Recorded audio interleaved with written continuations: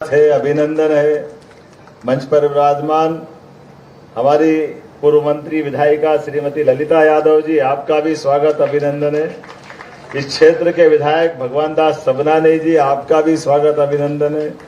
हमारे सबके वरिष्ठ पूर्व मंत्री अखंड प्रताप सिंह जी यादव साहब, आपका भी स्वागत अभिनंदन है। यादव महासभा के प्रदेश अध्यक्ष माननीय जगदीश यादव जी, आपका भी स्वागत अभिनंदन। बीज निगम के पूर्व अध्यक्ष भोपाल के भाजपा प्रभारी माननीय महेंद्र सिंह जी यादव साहब, आपका भी स्वागत है। अजय भाई, आपका भी स्वागत है। पुष्पेन जी है ना, पुष्पेन यादव जी, और अजय इधर है मेरी तरफ। अजय का दिमाग में लगा हुआ था, पुष्पेन का संबोधन हुआ। मेरी अपनी ओर से रेजांगला युद्ध के महान पराक्रमी उस गौरवशाली अतीत और चाइना के साथ होने वाले वीर 120 बहादुर जवानों की अप्रतिम गाथा का ये पवित्र कलश पूरे देश के अंदर एक अपनी देशभक्ति की मिसाल लेके जा रहा है, जिसके आधार पर वो सारे अमर बलिदानियों जिन्होंने अपने बलबूते पर खून का आखिरी कतरा भी देश के लिए कुर्बान करते एक अद्वितीय इतिहास बनाया। हम सब उनको वंदन करते हैं, अभिनंदन करते हैं। हमारी सेना ऐसे गौरवशाली अतीत के कई उदाहरणों से भरी पड़ी हुई। ऐसे में ये उदाहरण तो वाकई अप्रतिम, एकदम से उम्मीद करते हैं कि जब चाइना का वो वार और चाइना का आक्रमण और 120 की संख्या लिमिटेड, लेकिन ये रणबांकुरे छोटे मोटे नहीं थे। सामने 3,500 और कोई हजारों में 120, लेकिन ये कम थोड़ी पड़ रहा है। एक एक में 100 हाथी का बल था। वो अद्भुत पराक्रम था, वो एहसास हमारे बीच में है। हमारी सेना और सेना के जवानों ने जब भी मौका पड़ा तो ये हम सबके लिए गौरवशाली अतीत है।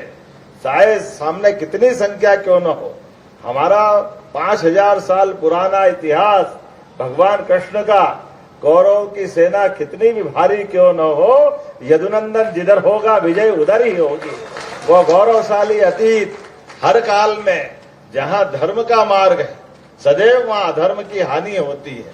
और चाइना का वो कायराना हमला, और चाइना का क्यों न हो, अभी योगेंद्र भाई, अब मैं इनसे पूछ रहा था इनकी उम्र कितनी है, अभी 45 साल की उम्र है, लेकिन एक व्यक्ति, किसी के जीवन में एक गोली का ही भगवान क्या, लेकिन कितनी गोली, लेकिन अभी बोली सुन रहे थे, गोली 17 खाई आपने।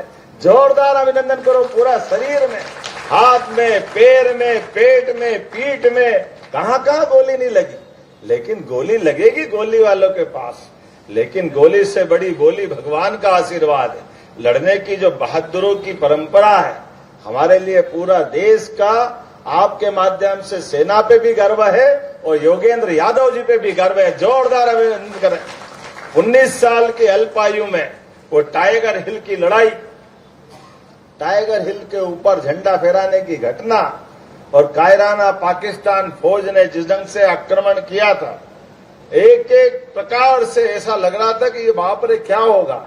लेकिन उस सब में भी जो हिम्मत, हौसला, बुलंदी और हमारे अपने भारतीय सपूतों का अंदर का खोलता हुआ खून के दुश्मन चाहे जितना भारी क्यों न हो, ये कालिया नाग पे नर्तन करने वाले लोगों की परंपरा वाले लोग हैं, जो उसके सिर पर क्या कठिनाइयों के बीच जाके मुस्कुराते हैं। कालिया नाग के फन के ऊपर भगवान कृष्ण ने ऐसे ही वो आनंद नहीं लिया। हम सबको मालूम कठिनाइयां तो आती है, लेकिन कठिनाइयों को पार करके ले जाएं और कठिनाई में से मार्ग निकाले, इसी की तो आज हमारे बीच में लंबी परंपरा है। मैं उन सारे अमर बलिदानियों को स्मरण करता हूं। आज के इस अवसर पर मैं थोड़ा सा अपने बीच में से केवल इस बात को जरूर रखना चाहूंगा कि हमारा पूरा देश है और पराक्रम का एक गौरवशाली अतीत है। इस अतीत में ऐसे सारे हिस्सों में समाज के बीच में ये जागृति आना भी चाहिए, वो इतिहास से भी परिचित होना चाहिए, जिससे भविष्य में इन सारी बातों का सबक भी मिले। मैं उम्मीद करता हूं जो कोई पिक्चर बना रहा है, मुझे मालूम नहीं कौन पिक्चर बना रहा है, लेकिन जो बनाए हमारी बात पहुंचा देना, आपकी भावना का भी सम्मान हो। और अगर पैसा कम पड़ रहा हो तो मध्य प्रदेश सरकार सब्सिडी देती है उनको अपनी तरफ से भी। हमारे लिए ऐसे गौरवशाली अतीत के लिए कोई परेशानी नहीं। विषय वस्तु के लिए तो बैठ के निराकरण कर लेंगे, क्या करना, कैसा जोड़ना, क्या छोड़ना, ये तो हम नहीं समझ सकते। लेकिन वो जो गौरवशाली अतीत है, उस गौरवशाली अतीत की सारी बातें आना चाहिए, उसमें कोई फर्क नहीं पड़ता है।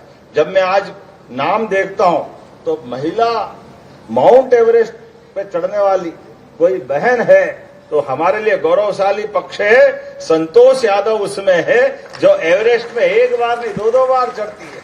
टाइगर हिल का तो मैंने उल्लेख करा ही है, रजंगला का इतिहास है, महिला लोको पायलट सुरेखा यादव, ऐसे कई नाम मैं देखता हूं। लेकिन आज के इस अवसर पर हम सब इतना ही मानते हैं कि हजारों की भीड़ में भी जिस प्रकार से हम ये युद्ध जीत करके आए थे, सच में भारत माता की कोख धन्य हुई होगी।